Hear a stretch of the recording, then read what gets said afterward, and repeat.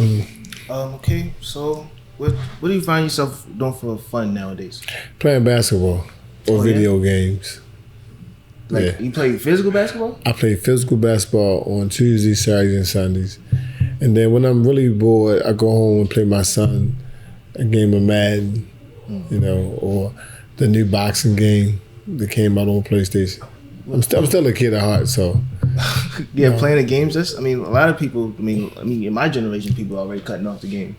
Cutting it off? Yeah, they're not playing the game no more, I guess. No, for me, it's just a favorite pastime. I used to really be engaged, in video games and things like that. And now to actually be able to still be compatible with my sons, it's like a form of excitement, to challenge them, in their own art. So whenever we have free time, and it's online, so it makes it convenient. Oh yeah, that's great. You play with them online, right? Wow, that sounds fun. That sounds fun. Talk trash to him.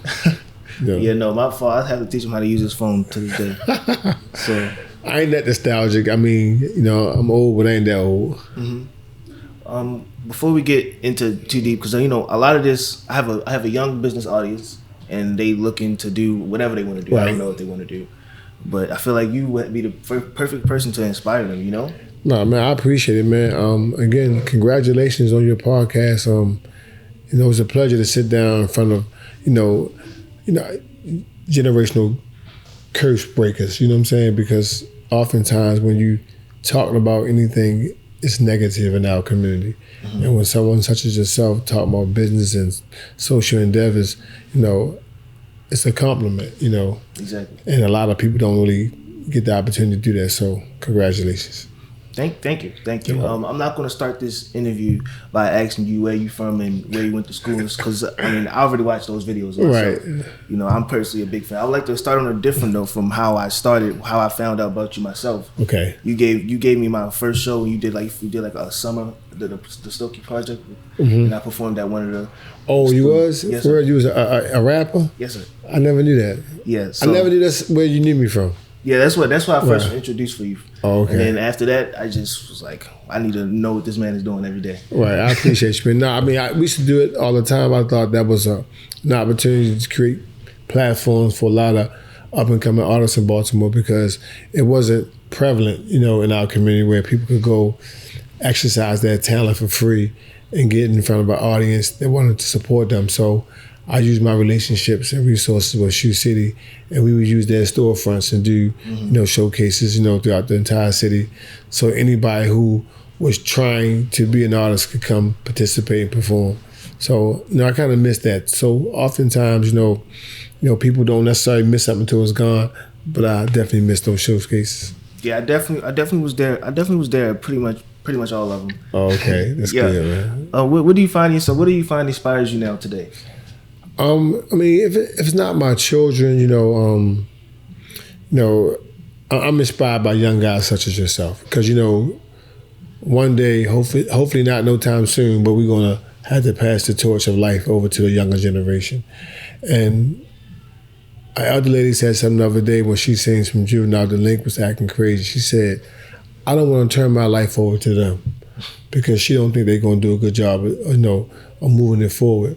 So what really excites me and motivates me is seeing young men and women such as yourself, whether it be entrepreneur or just regular scholars, doing, the best they can do to move everything forward in a positive direction.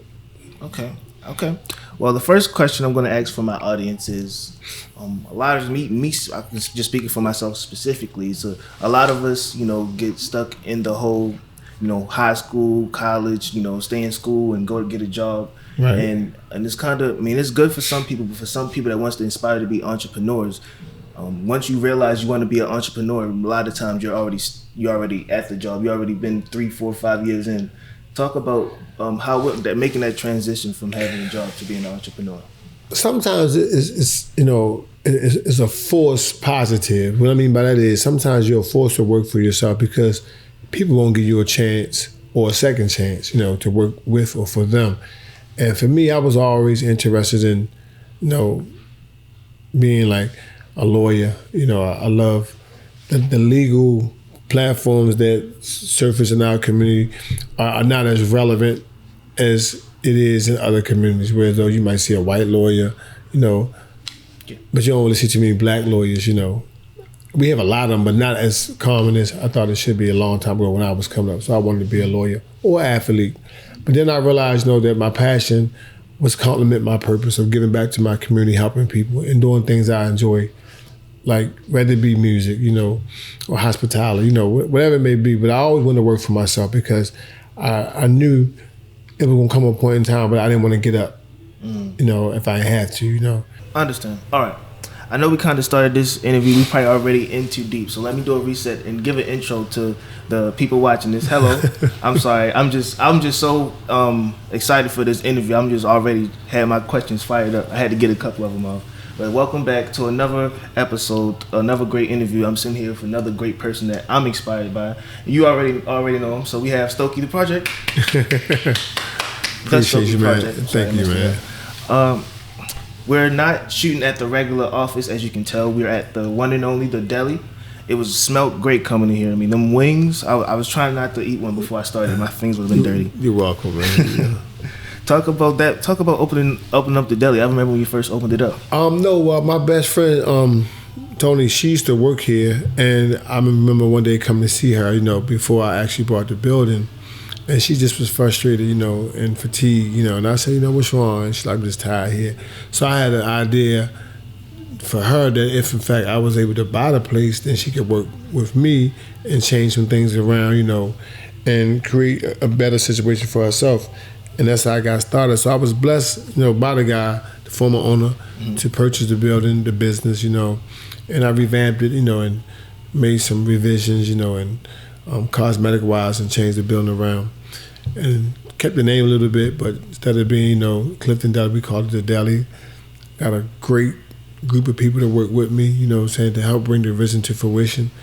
And now we 4 years into it. Congratulations! Thank you it so looks much, like it looks like from what you just explained to me, you came in and you saw a business and you needed and it needed help practicing. Yeah, because in our community we always sell off. What I mean by sell off, we sell our business off to someone else that's not like us. Mm-hmm. And to me, that's kind of problematic when you think about, as I said earlier, the generational crush breakers. We always let the money leave the community, and we'll never support each other holistically and consistently to a point where as though it never leaves, right? Yeah, yes, sir. So I wanted to be able to be an owner of a restaurant in our community that did right by our people, and make our people proud to support. Okay. Okay. Well, for the people watching this, question for them that they're probably asking. A lot of people, when they're getting into business, they either start a brand new one, right, or like how you did, you started an existing business. I mean, talk about that experience. Like, I always tell my employees that it's not a new business, a new owner, because we didn't have to recreate the wheel. Everything that we needed as far as the reputation of this establishment was already there. We just did some remodeling, and came back with a different vision in terms of the interior complex. Not necessarily, we changed a few things with the menu, but it wasn't like it was a whole new business. It's just a new owner. And the transition was difficult at first because you got to go through permits and things like that, and trying to be on time and be in obedience with the codes and regulations to run a business. And honestly, that was the only hard part. Okay. Other than that, man, we've been getting support, from a lot of people, and that keep the lights on, because if you don't have no support, you're not gonna make it. Yeah, I understand that. I hate to. I try not to bring up people past. I try not to talk about what people have done. But right, at the end of the day, this is something that's going to help the people watching this. Right. So what I do want to ask you is, like, we already know about your past and everything. What's one thing that you learned from your past? I don't know if a lot of people do know about my past. I mean, because depending on how old you are, So a lot of, and I don't mind revisiting that because my mistakes to you are free.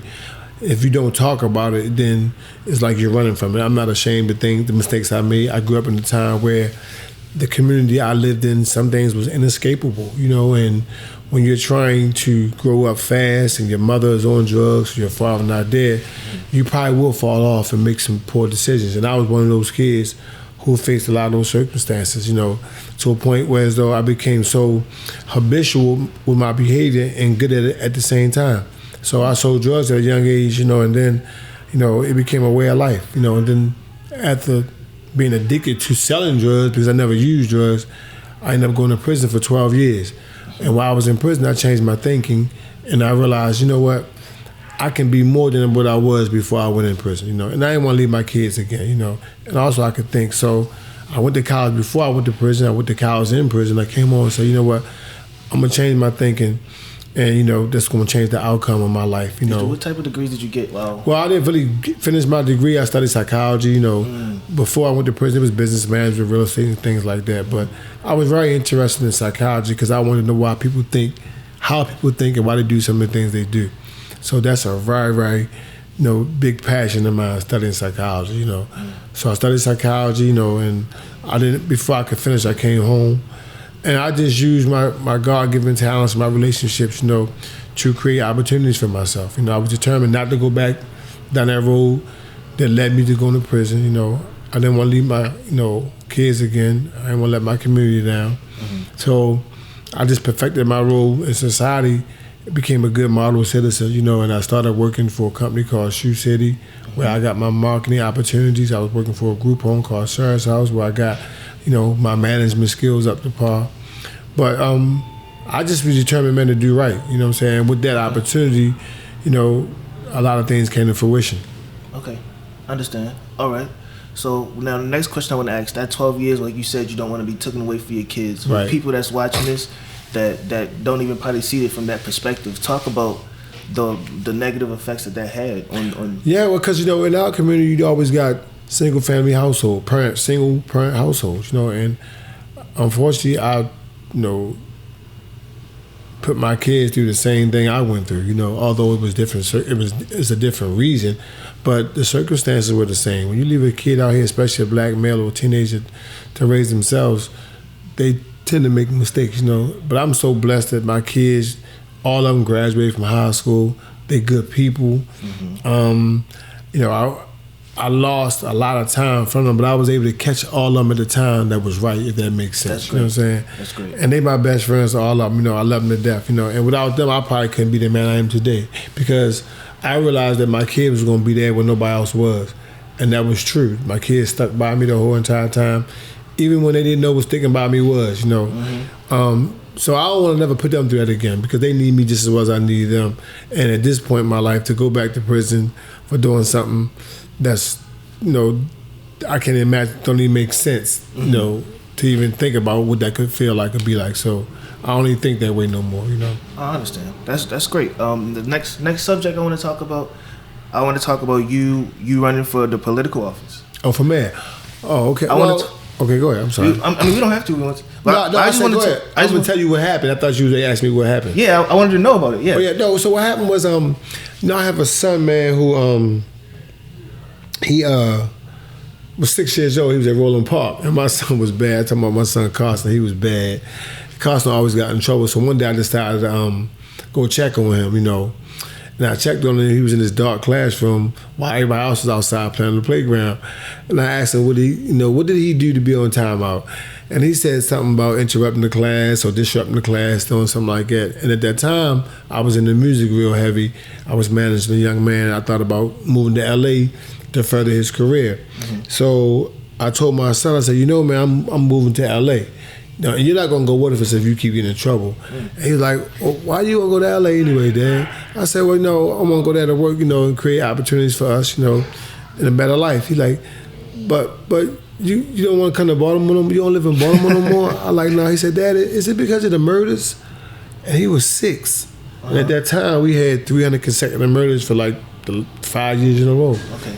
And it bothered me that my son was so traumatized by the events that happened in Baltimore at that young age. Whether he heard it from me or he heard it from his mom or just watched the news, but he was very intelligent, and he also was, you know, into, you know, the social events that were happening in Baltimore at that time.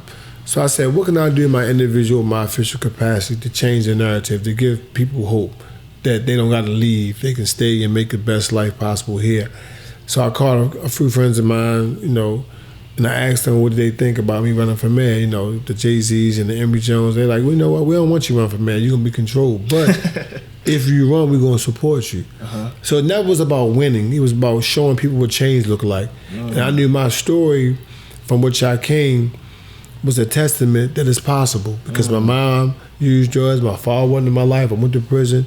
Here I am now running for mayor. People didn't think it could actually be done. Yeah, exactly. So it wasn't ever about winning for me. I didn't really want to win. It may sound cliche. I didn't want to win. I just wanted to show people during that time. We had the Black Lives Matter movement. You know, we had George Floyd who lost his life. You know, so it was a lot of systemic racism going on, you know, social injustice, you know. And I just felt like that was a perfect opportunity for me to use my platform to show people, like, listen, we don't got to go down that road. Or you young men, y'all don't have to go down that road. I did that for y'all. Learn from my mistakes. Wow. And here I am running for mayor because I want y'all to see what change look like. Because it's like being on the roof and you up there waving your hand. You're going to look up like, what is he up there doing? Now, you got that person's attention, so what you do with their attention is on you. Exactly. So I was like on the roof waving at everybody, I'm up here, just to tell them, don't do what I did, you know, to lose your life or your freedom. So that's what that was about. It wasn't about being a politician because I like politics, but I don't like the politicians because they just lie and they don't do a lot of things that they say they're going to do, and it's just like the same circle. Yeah, being a politician looks like it hurts. I mean, dude, because if you think about it, if you look at the former presidents, the former mayors, state's attorneys, senators and governors, you know, some of them are legal scholars, you know, who, you know, surround themselves, you know, in the legal world, you know, of a legal profession. But I mean, it can be very stressful, you know. And I like the job I got because I love what I do. I love helping people. I love giving back on my own terms. And I don't gotta be controlled. But I also like helping my city, and I don't need a job to do that. Yes, I understand that. Okay. All right. I don't want to get too close, and I don't want to get too into the whole political thing because YouTube does not like politics. So we're gonna move on to the next subject. We're gonna talk about if somebody you always said I read articles about you being in the music industry. If someone asked you what did you do in the music industry, what was your role be? I was a manager, you know, because I always say I can think. You know, my son introduced me to music, you know, in 2015, 16, and I was blessed with the opportunity to manage a kid. In 2017 because of what I learned from my son. So I was able just to, you know, do the day-to-day business of managing artists, making sure his itinerary, his contracts were signed on time, you know, that he had the beats he needed from the right producer, you know, make sure that his tour, you know, and all those things was, you know, finalized in a timely fashion so, you know, we could, you know, be where he needed to be, you know, to perform and just be successful, you know. So you really need good people on your team. And a lot of people think it's like a cakewalk. It's not, because people have momagers. They got their mom as the manager who don't know the business. You gotta know the business, because if not, somebody will definitely get over with you. And the music business is tough, man. There's no loyalty in it. Like, these guys not loyal. You know, it's crazy. And I understand sometimes why they the way they are, but most times I don't, because, you know, if you're given the opportunity and blessed with the talent, and you and someone come together to create a relationship, you know, and it's starting to, you know, you're starting to see your fruits, your labor come to fruition, you know, stay good, stay true. If not, you know, I don't think you're gonna have no luck. Yeah, understand. Because you'll have a short career, but that's just how I feel. We see that time and time again of the fresh new artists coming out, and then 3 years go by and we all find out that he's not the best person, you know, for the job, right? Yeah. I want to talk about the picture on the wall over there. Have you talked to Jay-Z recently? Was he told you Well, anything? last time I seen Jay-Z was in July at a wedding. And, you know, we talked about a lot of things during that time, you know. But it was a family function, so we like to enjoy ourselves, don't talk about business. But Jay-Z has always been a very iconic thing in my life, because he not only supports me without knowing it, but he gives me support when I need it, you know. So that's someone I respect, someone I look up to, because he's doing what I want to do, eventually be a real thorough entrepreneur where you canvas certain areas in life, and all of his business endeavors is things that he likes to do, opposed to just being involved in something for the money. So, you know, he's just a great guy, you know. And for me, you know, being able to have a friend like him, who when I see, it's like he know me on first name basis. It's not like I know him, you know, from the window, I know him personally, you know what I'm saying? And it's all love and it's all respect, and I'm happy for him. If somebody asked you something like, something about Jay-Z that we probably didn't know that you only know because you know him personally, what would that be? That he loved playing spades. Spades? Yeah, he loved playing. Wow. He like talk trash, man. He one of the most competitive people I know too. I mean, Jay don't like to lose, from what I gather, you know what I'm saying? But like he always talk about, beating someone at something, you know what I'm saying? Yeah, it sounds like that would be a part of his character of being competitive, right? Just from being a fan, What's some of the things you find yourself on a day-to-day basis? What do you find yourself doing the most? Playing chess. So I play chess on my phone because it's a thinking man game, and I play with chess players all over the world. So every day I find myself playing chess. I'm not playing now during the daytime because it's Ramadan and I want to be respectful of my religion. But if not for Ramadan, I'm playing chess every day. Understand that. Ramadan, how's Ramadan been for you? Ramadan has been good. This is probably one of the best, not only because the weather cooperating, but I'm more disciplined now because I want more for myself than I did in the past. And I want to make sure that if I do what I'm supposed to do, I receive what I'm supposed to receive, which is blessing from God, and that's all I want. Now, a lot of people that's watching this probably aren't that well versed into religions and stuff, right. And they probably just see it as like, you don't eat during a certain time. But like, what is something that they probably wouldn't know that you do to celebrate Ramadan? Well, Ramadan is you're fasting. You got to fast. You can't eat, drink, or participate in sexual activities during sun up. Those things are allowed after the sun go down. You do it for 30 days, And religion is a way of life. Islam is to me the best religion because it hasn't been tampered with, it hasn't been changed. And it guides me to perfect myself as a person. And as a man, as a father. It's the jurisprudence. To come along with the religion that allows me to feel whole. And when you get sentimental about being around people, with something in your heart that likes what you're doing, and that's how I feel when I'm around my brothers. Whether we praying together or just listening to a football or whatever, I just feel good about being around like-minded individuals who want the best of me, just like I want the best for them. Okay. Oh wow! So I think it's starting to get to the point where we get into the questions that I'm waiting for, the business questions. You already answered a lot of them, saying relationships are important.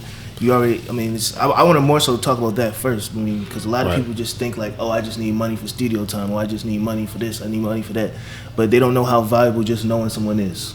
Yeah, for me, I always tell people I wouldn't be where I'm at if it wasn't for my relationships. Like, of course, I went to college, several colleges for certain, you think about what you want to be in life. Sometimes people spend 4 years, 8 years, and never become what they went to school for. You get an education, that's good, but then you're not working for somebody else and not really using your education. So I always talk about the importance of relationships because if you have relationships, good ones anyway, it makes things a lot easier. I got metaphors and parables where I say I let painters paint because I believe that if somebody know how to do something, and let them do it. Like, you my guy, I met you again, but right now, if you and your beautiful, girlfriend car break down, don't call me. Unless you need a ride, because I'm not a mechanic, you know what I'm saying? You wouldn't call me, right? Yes, sir, yes, sir. And if your chest hurt, you're not gonna call me, you're gonna call a doctor. Well, we find ourselves calling the right people for the wrong job or the wrong job for the right people. And that's where problems occur. So for me, if you have a good rapport with someone and you got a good relationship, use it to the best of your ability to grow your brand or your business and reciprocate it. Okay, that makes sense. It makes sense. One thing I love when I talk to people that I get inspired to, when I talk to great people like yourself, one thing that I always recurs is just the simple fact of common sense. It's not like a secret sauce you're telling me. Everybody has a different God-given talent, and like you just said, you got to have common sense sometimes to make good decisions, And if you just follow winners, and believe in yourself and put your best foot forward, there's a likelihood you're going to succeed. Okay. All right. Now, for someone watching this, a young man like myself, that's maybe, after high school, they got a job and they already stuck in that wheel. What are the 3 principles that you would give them for that transition to to freedom, as some would look at it. You mean in terms of working for themselves, becoming an entrepreneur, stuff like that? Yes, sir. Well, I mean, for one, you gotta know what it is you want to do, and then know how you want to do it, and then have an end game on what you want your results to look like. So it's like anything you do in life, you gotta invest in it. You know, if you want it to grow, you gotta invest in it. Do your research, follow winners. You know, and if a person works for someone else and they want to own a company similar to the one they're working for, well, they got knowledge now how the business is ran, but not at a higher level. So sometimes it's not a bad idea to get a mentor that's in that, field, and ask him or her how to go about, learning for that different position that's going to help them grow further. Because, you can play football but not know how to run a football team. Exactly, I understand. You know what I'm saying? So if you, get into business management and then you understand how the day-to-day operations is ran, the full optics of a football company or football team, then, it'd be much easier. So I just advise everybody, man, to do their research on anything they want to invest their time and money in, perfect their role, be committed and dedicated, and don't give up no matter what. Okay.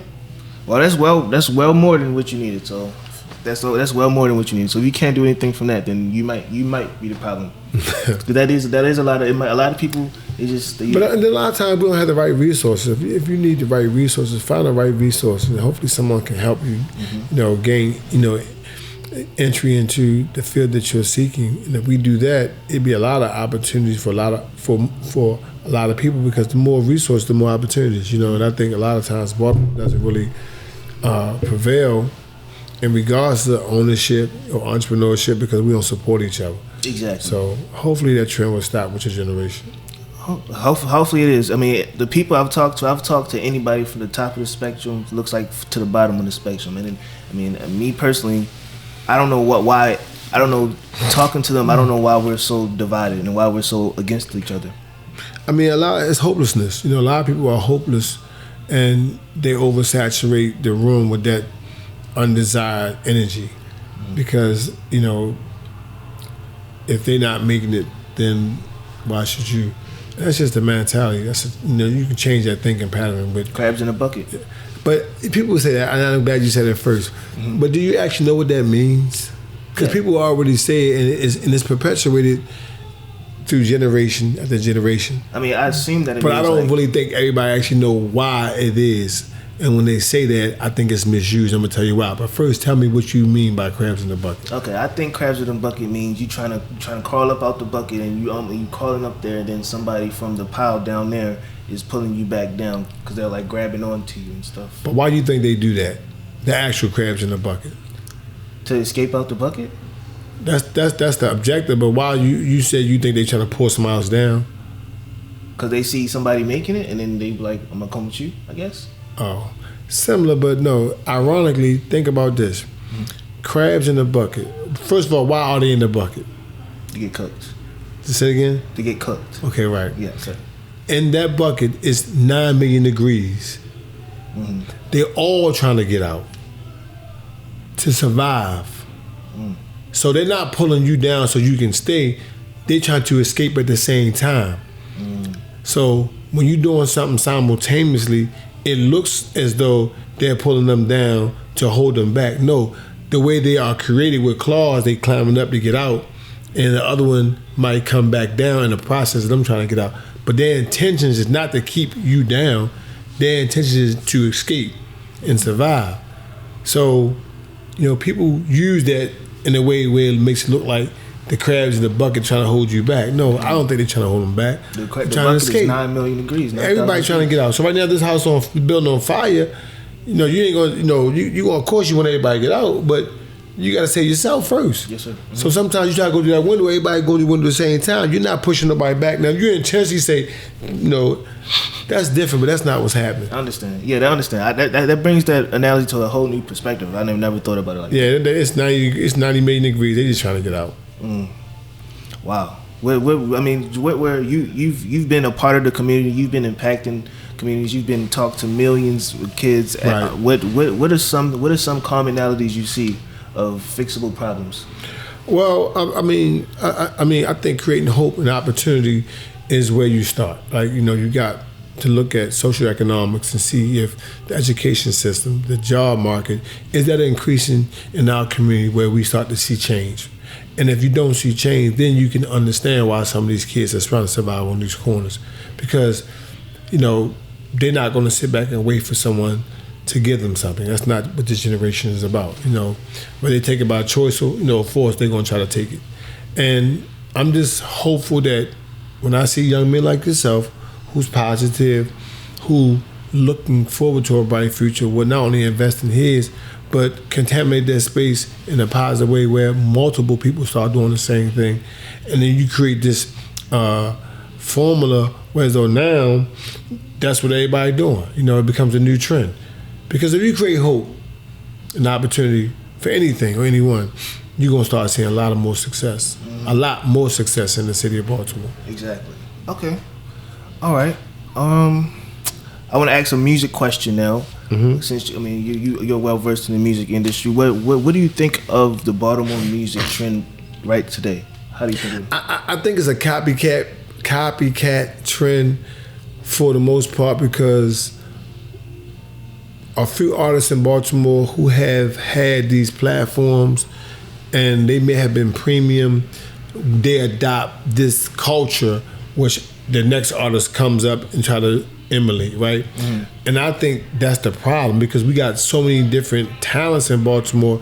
If everybody was to become the first them and not the next somebody else, you would see a plethora of musicians in Baltimore that look different and sound different. Mm-hmm. But being as though success looks like that, then that's the way they go with, you know what I'm saying? Or, and if success look like rainbow, then you'll see a lot of different flavors, you know what I'm saying? Yes, sir. So I just think the culture, music in Baltimore is in a good place. I'm proud to be from Baltimore. I'm proud to look at these artists that's growing and they have these campaigns. But more importantly, for them even exercising their talent.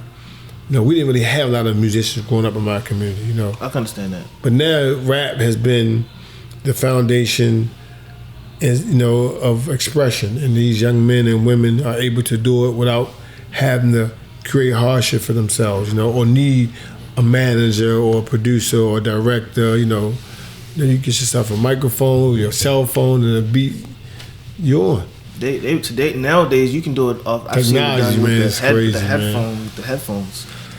Yeah, technology is crazy. Mm-hmm. You're one of the people that were you alive doing it before the internet? Yeah, of course. How? I think. We used to have to use encyclopedia to go to China, and then all of a sudden, the internet came about, and I remember hearing about what was going to happen in 2000, the big boom and stuff like that, But I was definitely around, ready. The internet been around for a while in terms of computers. But when you actually think about the actual internet, I don't know exactly the born date, but I know I was around before that. What is your daily routine? Like, you wake up, what is something? So, I wake up, first of all, I pray in the morning before I do anything else. I pray. I mentally ask myself what I'm going to wear based on the weather, because I want to be comfortable. And then if it's something I gotta do, or there's something on my itinerary that's important, I make sure I do that first, you know what I'm saying? And I go about my business doing my best to complete whatever task that's on my schedule. But it varies. One day I might gotta go to the store, get a haircut, do this, do that. But it's nothing like I don't have a steady schedule, Mm-hmm. It's always different day by day. It varies. Okay, I understand. Okay. As we come to the ending, we already hit the climax about... did we hit the climax? Yeah, I think I hit my main questions about the bins. You answered the three main things you needed, which is, first one is do your research to know what you want to do, know your plan, and get a mentor. Yeah, and you also got to know where the money coming from. Is it beneficial? Like, what work for you may not work for me. Mm-hmm. You got to make sure it's the right location, the right timing, and everything, because, it's not too many things new under the sun. Exactly. So you just got to find a way to perfect your role, and, again, do your research on whatever you're going to invest in, whether it be your time or your money. And once you do that, you're going to know if it's for you or not, because everybody want to be the next somebody else. I always want to be the first me. Exactly. So I try to charter in territories that I know that going to make me happy, healthy, and successful, Okay. And for the young generation watching this, I know you've been watching the news with the whole the young generation, stealing cars and going on car sprees. What do you have to say to that generation? Again, man, it's hopelessness. It's guys that's joyriding for fun.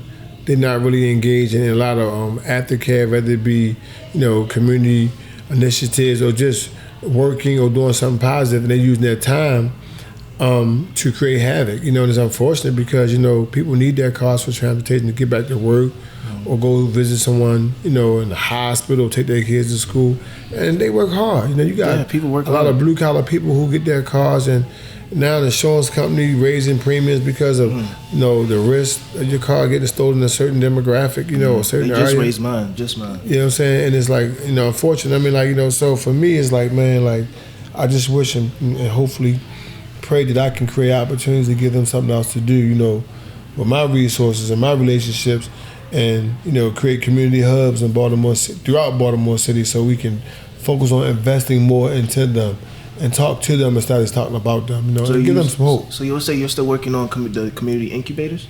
Yeah, I know that's something I would love to do. I'm not working on it now currently, but that's something that I would love to invest my time and money in, because again, we can't keep trying to talk about playing basketball. Okay, that worked for my generation. Kids don't want to play ball now. They want to work. They want to be entrepreneurs. They want to grow. They want to be into podcasts and doing things like that. Of course, being involved in the sport is something we all like to do, but they starting to see other ways to make money and have fun. Exactly. And due to the internet, you're able to see things a lot faster, so they don't have to wait around for it. And most kids are, not gonna say impatient, but they actually know what they want. So they try to figure out a way to go get it without having to wait around for somebody to bring it to them. So, but I just hope these young kids, man, get involved in something that they like. We do a better job investing in them, giving them hope and more opportunities, you know what I'm saying? And make them a part of the solution instead of talking about them like they always going to be the problem. Yeah, I understand. Yes, sir. Is there anything you wanted to ask me or anything? No, I want to know what made, first of all, again, like I said, I'm proud of you, man. I'm convinced that you love what you do. You took the time to come with me. You well equipped. You prepared, and that says a lot about you. And I wish you the best. Whether we work together or apart. But I feel like you're someone who has a bright future. You do your research on people that you want to talk to. You're trying to create, a very holistic, approach to this podcast about the things you talk about. You making sure it's relevant, because people, everybody has a story. Yes, sir. But everybody don't know how to tell it, and now everybody don't have a platform to tell it on. So that's where you come in at, Chris. So I just want you to keep doing what you're doing, man. Follow your ambitions. Anything I can do to help you, man. Your individual, your official capacity, I'm right here. And I'm proud to sit across from you, man. And I just want you to keep going. Thank you. I definitely will. You're welcome, man. Any other questions? Did I touch everything good? Yeah, you did your thing, man. I'm proud of you, man. Thank you. I wish I could go a little longer. I don't want to take too much of your time. I'm good, man. I made my mind up that when you called me that I was going to give you what you needed, man. So, there's not a time limit for you to ask me questions, and if you forgot something might pop in your mind, again, what I want to do next, I want to open up some more franchises. I want to travel more. I want to get back to my city in the way where, as though, man, it really makes a difference. Yes, sir. We coming up on the 10th anniversary of Freddie Gray, and we can look at our city and see what has changed, what has not, and then come together collectively with a lot of people, man, and see what can be done to move the city forward. Because you can't depend on the mayor or police to really do anything for us. They only can do but so much. We got to take advantage of these opportunities ourselves, man, and move our city forward, Yes, sir. And that's what I'm interested in doing. So hopefully, man, you see me doing some positive things, man, and and I can collaborate, and help move the city forward, man. Yes, sir. Thank you again for allowing me to come here. You're welcome. Hopefully we can talk again on camera. This is for me. I got everything I wanted when I first came in here, because just look at it just as a random rapper performing at one of your shows. Right. Now I get to sit down and pick your brain. So I had a great time. That's growth, man, and you was determined to do more than let someone put you in the box. So, man, I'm proud of you, man. So anytime you need me, I'm on deck. Thank you. My God. Thank you. I hope you guys enjoyed this conversation as much as I did. Tune in next week for great content like this. And goodbye. Have a good day.